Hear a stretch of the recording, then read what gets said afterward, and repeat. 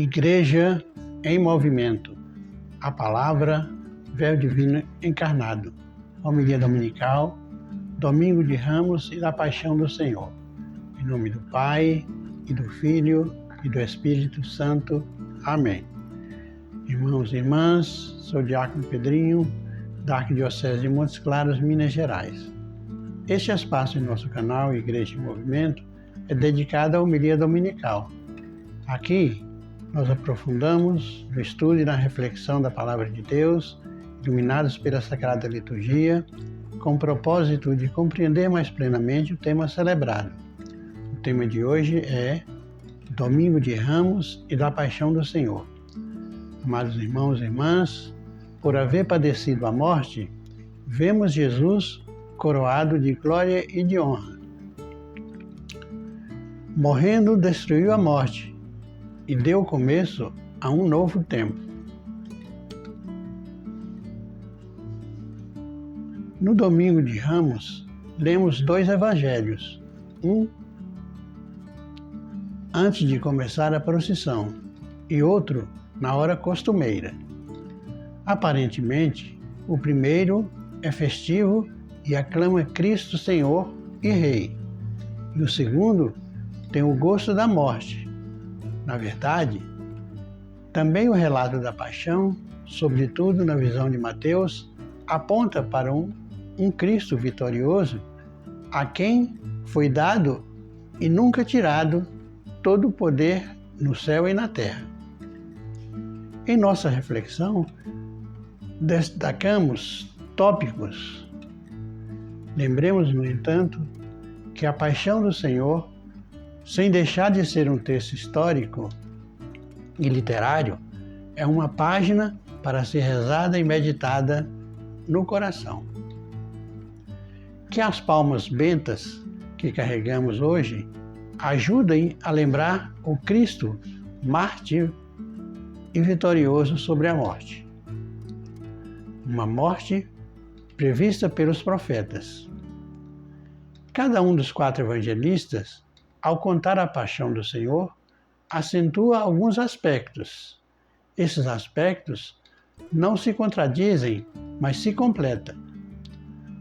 Mateus, que lemos este ano, procura mostrar sempre que Jesus realiza o plano divino da salvação, expresso clara ou veladamente em todo o Antigo Testamento. Ao contar os últimos dias de Jesus, aponta sempre para as profecias que se atualizam. Um dos panos de fundo de Mateus, certamente, é o Salmo 22, que começa com a angustiada pergunta: Meu Senhor e meu Deus, por que me abandonastes? Um salmo inteiro, cheio de símbolos fortes, fala dos que rodeiam o servo de Deus como um bando de malfeitores que repartem entre si as vestes do justo e lançam a sorte sobre sua túnica. Mateus coloca o versículo 9 na boca dos sumos sacerdotes ao pé da cruz, quando dizem: pôs sua confiança em Deus, que Deus o livre agora. A angústia vai dando lugar à confiança em Deus, ao convite para louvar e glorificar o Senhor, que não abandona os atribulados, e passa a falar da beleza do Senhor, diante de quem se prostrarão todos os poderosos da terra e do novo povo que há de nascer. Outro pano de fundo é o capítulo 53 de Isaías, a condenação do servo de Javé, que é castigado e humilhado por Deus, traspassado e esmagado por causa dos nossos pecados. Embora não tivesse pecado algum, e nenhuma violência, nem mesmo falsidade em seus lábios. Apesar de tudo, graças a ele, a causa do Senhor triunfará depois dos profundos sofrimentos. Ele verá a luz e sentir-se-á satisfeito e justificará a muitos. As 30 moedas de pratas que Judas recebe, Mateus as vê preditas pelo profeta Zacarias, em que também já havia escrito o destino de Judas. Unindo um texto de Zacarias a outro do profeta Jeremias, Mateus dá novo sentido à morte de Judas. Para Mateus, Judas é símbolo da pessoa que recebe o Messias, mas o rejeita por interesses mesquinhos. Por isso, será duramente castigada e condenada, mesmo sabendo do seu erro. Jesus aparece como alguém que tem consciência da missão e aceita cumpri-la, apesar de todo o sofrimento e da própria morte. Alguém que se sente, apesar de tudo, protegido pelo Pai, ligado ao Pai, sabe-se filho de Deus e tem certeza da vitória. E enfrenta a morte como passagem necessária de sua missão. A morte na cruz revela um homem-Deus. No versículo 64 do capítulo 26, diz: Vereis o Filho do Homem sentado à direita do Todo-Poderoso e vindo sobre as nuvens do céu. Isso dá uma nova visão sobre a paixão. A morte não está sendo vista como uma vergonha, mas como um caminho de glória, uma teofonia, isto é, uma manifestação de Deus. Várias vezes, Jesus aplica a si a expressão do profeta Daniel, filho do homem. Também nesse momento em que é julgado e condenado, ele aproxima a expressão a glória divina. Por um lado, a expressão filho do homem, na linguagem poética do tempo, tinha um sentido adjetivo de criatura pequena, frágil, insignificante, que cabia bem a Jesus amarrado, açoitado e sem defesa. Por outro lado, o Filho do Homem, desde o profeta Daniel, significava um ser misterioso conduzido por Deus sobre as nuvens do céu para receber a realeza divina. Ao chamar-se com esse apelido, Jesus talvez quisesse afastar a ideia de um Messias terreno com força militar e estratégia humana e acentuar sua origem, seu poder e destino divino.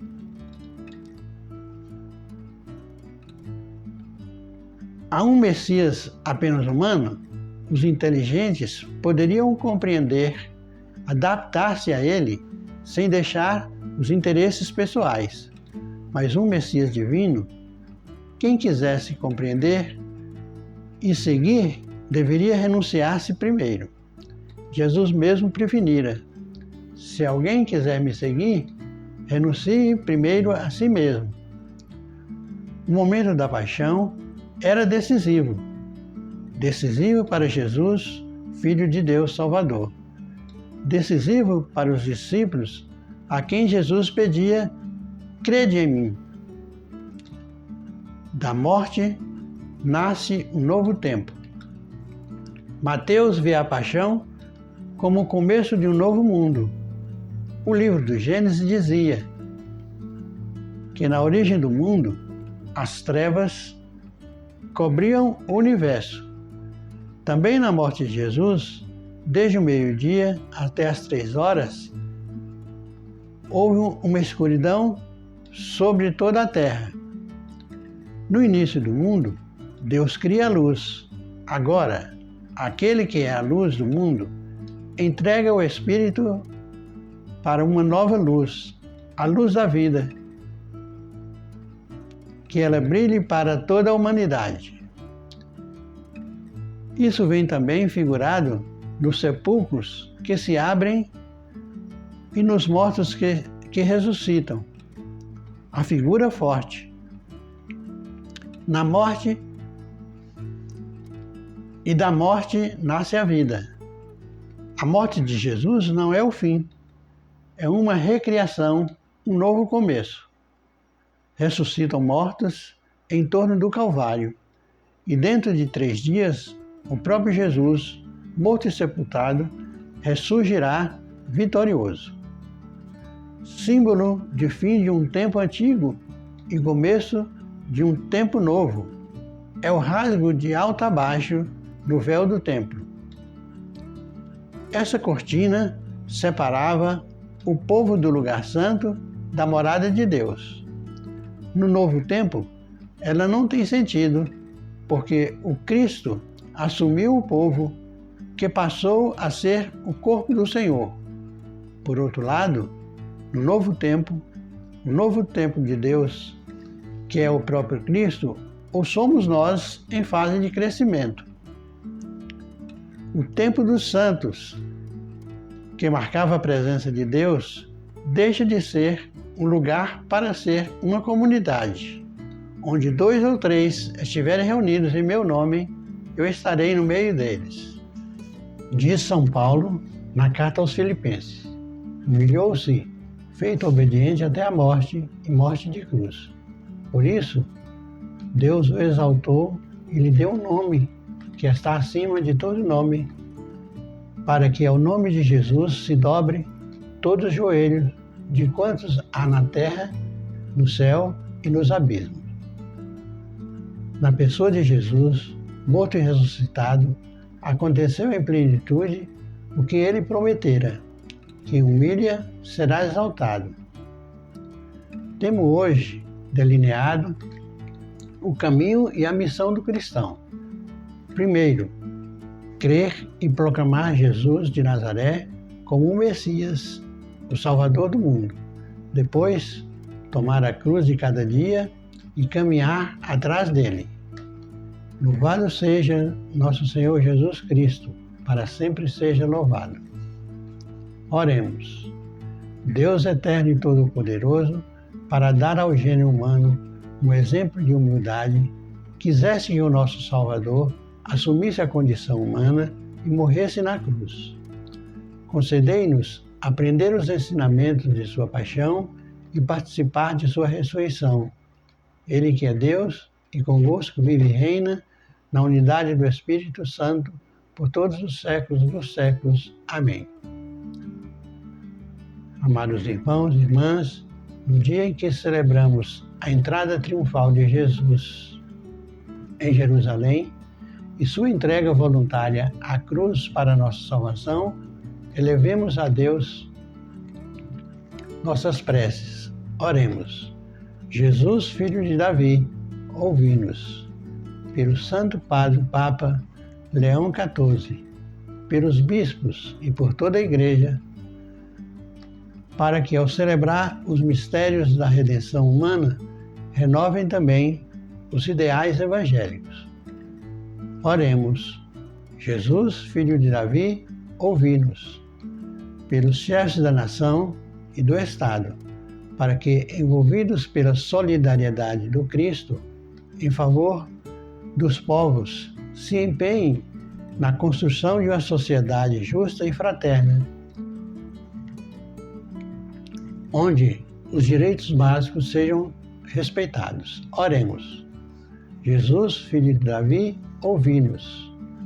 Pelos cristãos perseguidos, marginalizados e oprimidos, para que, ao contemplarem o Cristo que se entrega à paixão, encontre sentido e ânimo nos seus sofrimentos, oremos.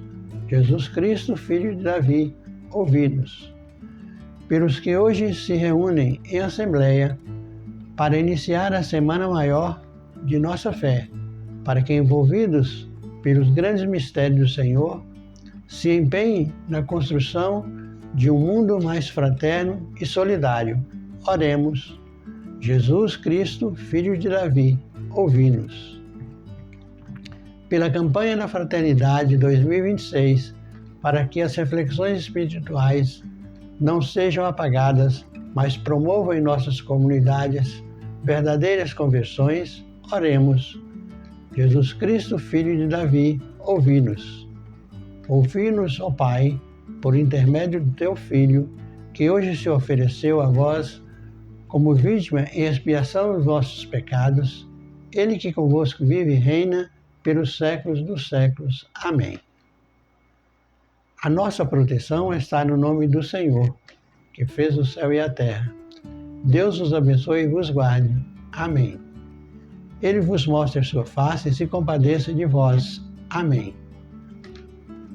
Abençoe-vos Deus Todo-Poderoso, Pai, Filho, Espírito Santo. Amém.